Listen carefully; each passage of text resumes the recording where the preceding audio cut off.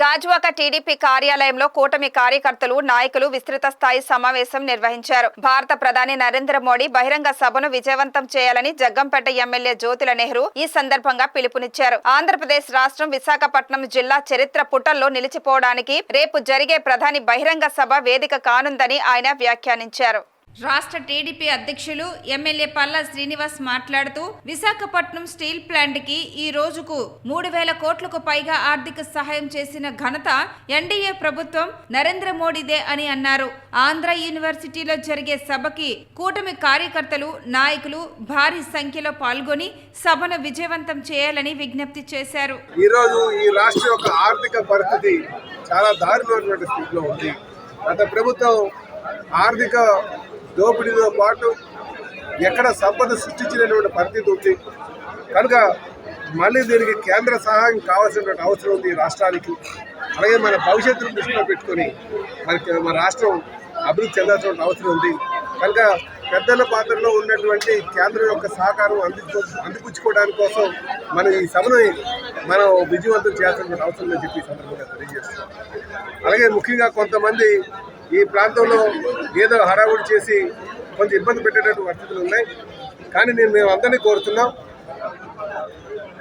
గతంలో ఎన్డీఏ ప్రభుత్వమే steel plant పరిరక్షించింది. ఇప్పుడు కూడా 1,650 కోట్లు తీసుకొచ్చి పరిరక్షించడం జరిగింది.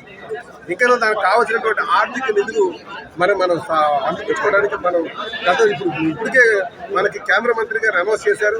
అవి ఇంకా తీసుకోవాల్సినటువంటి అవసరం ఉంది. కనుకనే ఇలాంటి ఇబ్బంది కలిగించేటువంటి పరిస్థితులు దయచేసి ఎవరో కల్పించదని చెప్పేసి మీ ద్వారా నేను అందరినీ కోరుతున్నాను.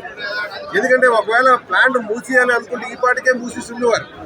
గత ప్రభుత్వం అదే పని చేసింది. మూసేయాల కాలుచేంత ఏ రోజు కూడా పైసా కూడా తేలే. ఎన్డీఏ ప్రభుత్వం అధికారంకి వచ్చిన వెంటనే 1,640 కోట్లు తీసుకొచ్చి మన ఫుల్ ప్రొడక్షన్ వెళ్తున్నాం.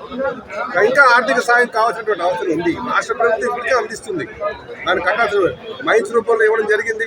అది శాండ్ మైన్ కావచ్చు, మ్యాంగనీస్ మైన్ కావచ్చు, లేకపోతే పవర్ ఇంకా కట్టకుండా వాళ్ళు కొంత వెసులుబాటు కల్పించడం జరిగింది. సో రాష్ట్ర కేంద్ర ప్రభుత్వాలు సహకారం అందిస్తుంది కనుక మనం మోడీ గారు వచ్చినటువంటి సమయంలో మనం ప్రథం చేసుకోవాల్సిన అవసరం ఉంది. రేపు విజయవంతం చేయాల్సిన అవసరం ఉందని చెప్పి సందర్భంగా తెలియజేస్తాను.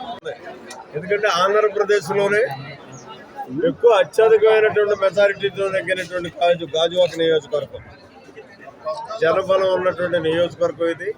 ఖచ్చితంగా 50,000 కూడా తీసుకొచ్చి ఇక్కడ జనాన్ని రేపు సమీకరించేటటువంటి పరిస్థితి ఉంటుంది. దానికోసం ఈరోజు ఈ కార్యక్రమాన్ని పెట్టడం జరిగింది ప్రధానంగానే.